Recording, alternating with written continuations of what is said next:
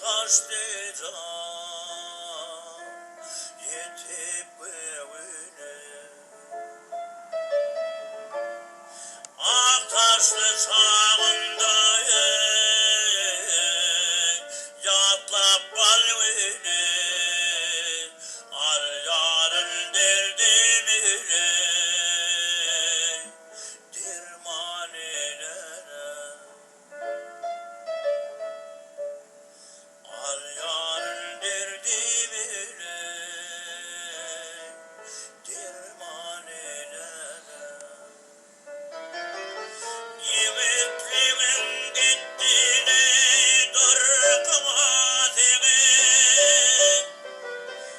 aşkımıya gittimi yüğmemi dağı yatlatım kayre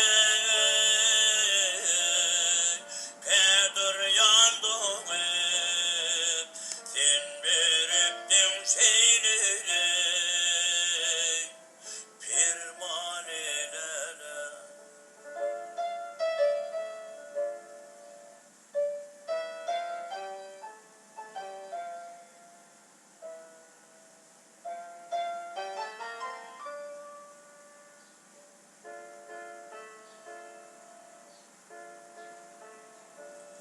Kervan gurip geçiver